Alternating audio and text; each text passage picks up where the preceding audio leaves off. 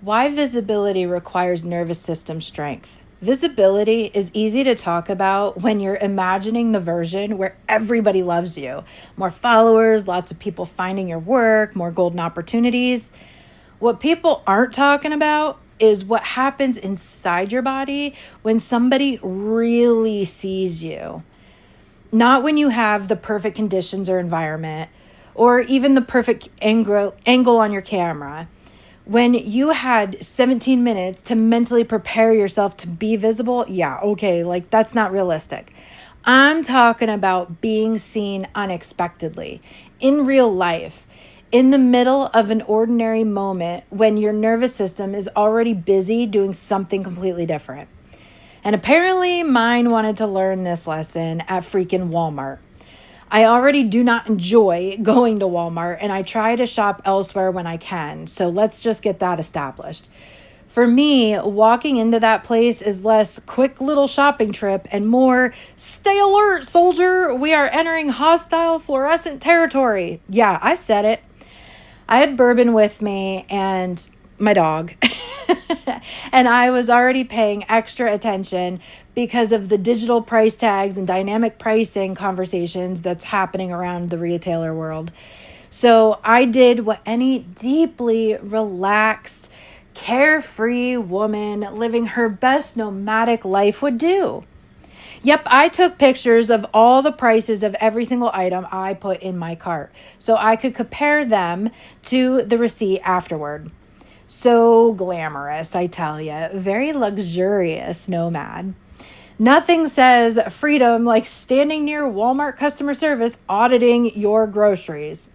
Thankfully, the prices matched. Crisis averted. And that's when something completely unexpected happened. There was an elder Indian standing nearby who started moving toward bourbon. I saw him out of the corner of my eye. My response was immediate. Oh no, please don't. He's working. Done. Fast boundary in place. No guilt. No long explanation. Bourbon was working and my body knew exactly what to do. Then the moment shifted. It changed. The gentleman extended his hand toward me and introduced himself. I shook his hand, said my name, and before my brain really caught up with what was happening, he gently pulled my hand closer, lowered his head, touched my hand to his forehead, and then kissed my hand twice.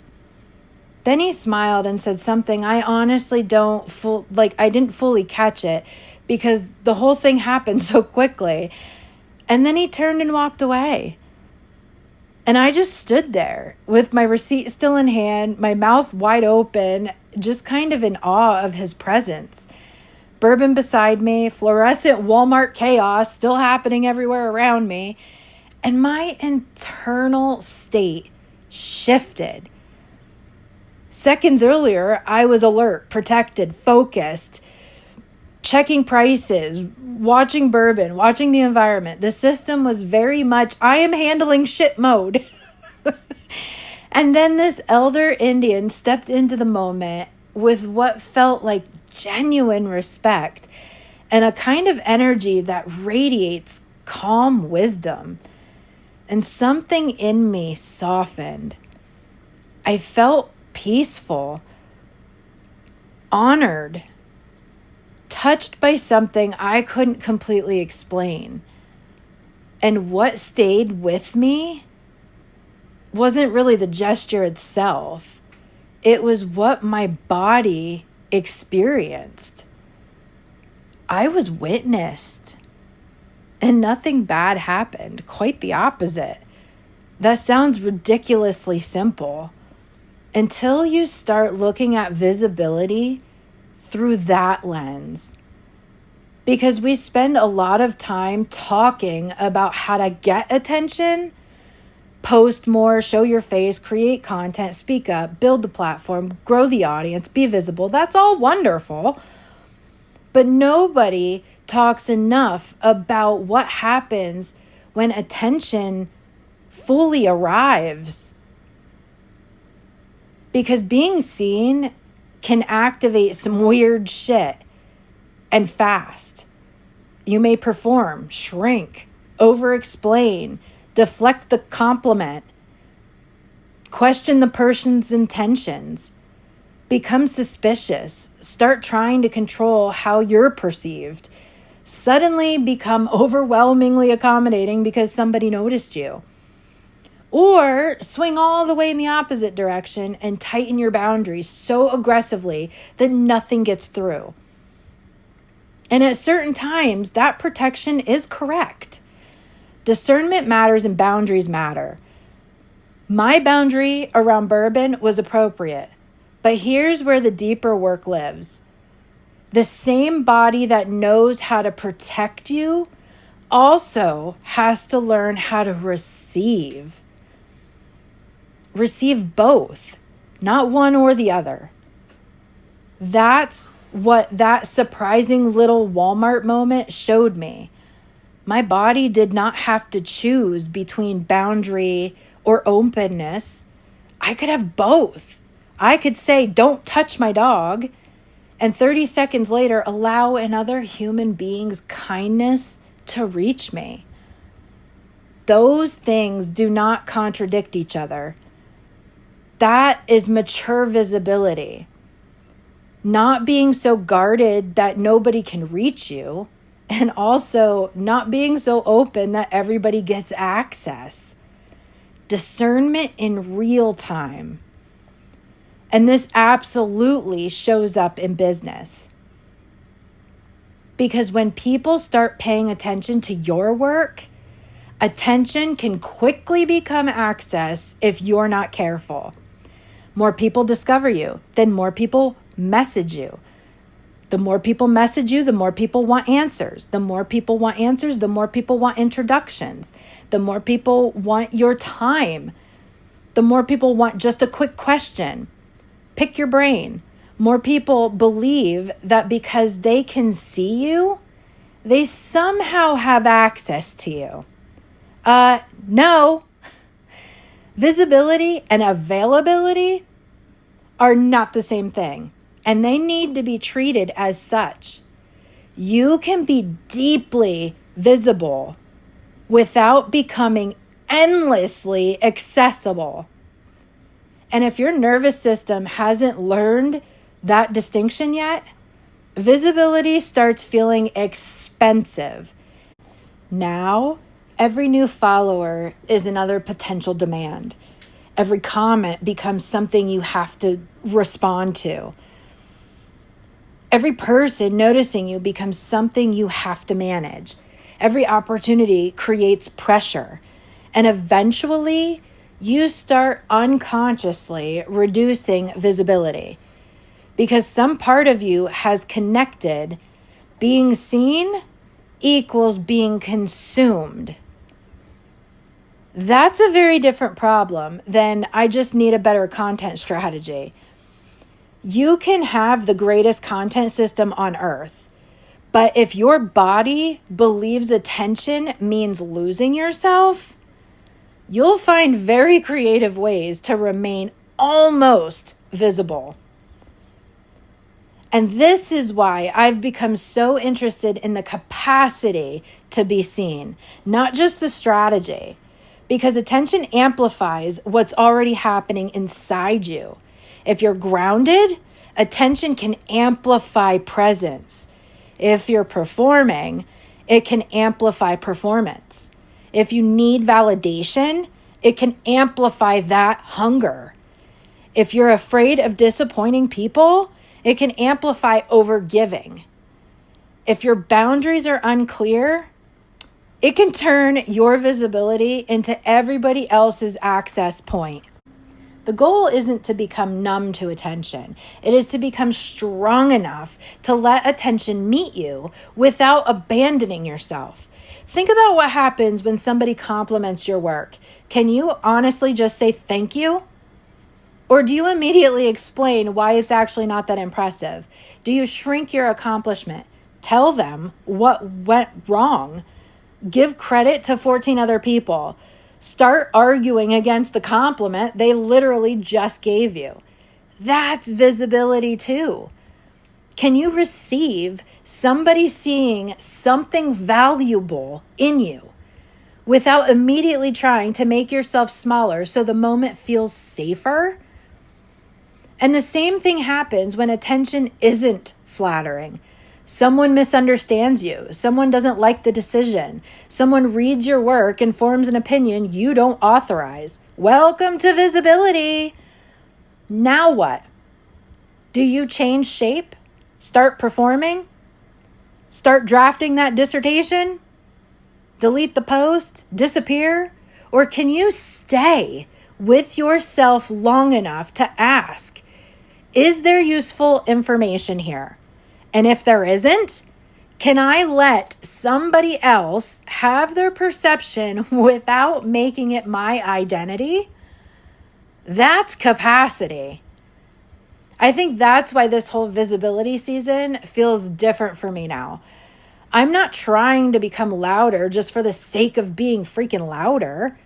I'm building systems that let the work travel farther without requiring me to become more performative. My voice, my life, my footage, my thinking. Technology can amplify that. But I don't need technology manufacturing a fake version of me to send around the internet. And I don't need to spend 12 freaking hours every day proving I'm visible. The goal is not more performance. The goal is more capacity to remain yourself while more people are watching. That's also why the business structure is extremely important. Because if your audience grows, but your boundaries don't, you have not built visibility. You have built a bigger doorway for exhaustion, my friend. If your work becomes more successful, but every new opportunity requires more direct access to you, success starts consuming the person who created it. And if being seen means you're consistently monitoring metrics, checking comments, refreshing engagement, adjusting yourself according to whatever reaction came in last, attention is leading you. You are not leading attention. So here's the practical piece. Think about the next level of visibility you say you want. Is it more people reading your work? More clients, speaking engagements, a bigger audience, more conversations, more recognition? Great, fantastic. Now forget the number for a second.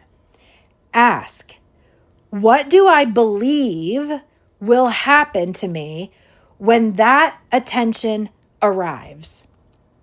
Will people expect more access? Will I have to perform? Will they criticize me? Will I lose privacy? Will I disappoint people? Will I have to remain and maintain some impossible version of myself forever? Will I suddenly be responsible for everybody who's following me? There is a deeper layer. Because you may not be resisting visibility itself. You may be resisting what you believe visibility is going to cost you. Then ask the second question. What boundary or structure would allow me to be seen without paying that price? Maybe your DMs aren't unlimited access. Maybe your clients have clear support windows during specific hours. Maybe you don't respond to every comment. Maybe you stop checking analytics every freaking hour.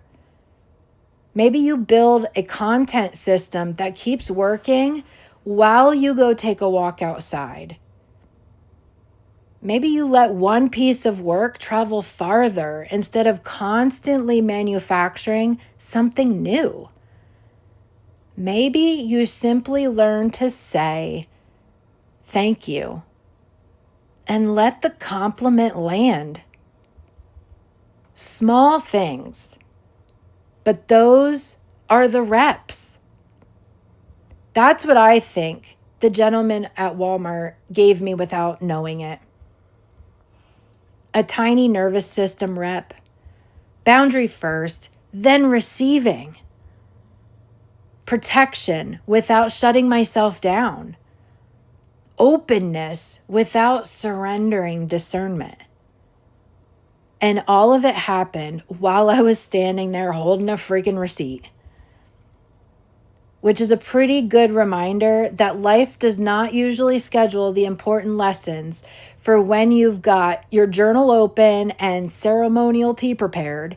Sometimes that breakthrough happens while you're standing next to customer service. So when I think about visibility now, I don't say, how many people can I reach? I ask the deeper question. How much being seen can I hold while staying rooted in myself? Can I receive appreciation without performing more? Can I hold a boundary without closing my heart? Can I be misunderstood without abandoning my own knowing? Can I allow attention without turning attention into identity? Can I let people witness the work and still go live my life? Because that is the visibility I want, not constant performance, presence. And maybe that's the true distinction. Being watched asks you to perform like an actor in a TV series. Being witnessed invites you to remain. The work is learning how to tell the difference. The full written piece lives over on my Substack, where I go deeper into the visibility pattern, the body, the boundaries, and the practical ways to build more capacity for being seen. The link is below, and if visibility keeps activating a pattern you can't quite name or put your finger on yet, you show up, then pull back. You want attention, then feel overwhelmed when it arrives. You keep shrinking, explaining, performing, or making yourself more available than you really want to be. That's the kind of pattern we look underneath inside Pattern Break Advisory, because sometimes visibility isn't the problem. What you believe being visible will cost you is the pattern. And once you can see that, now we have somewhere useful to work. Subscribe here on YouTube. Be sure to turn on those notifications. Then head over to my Substack and do the same. All links are below.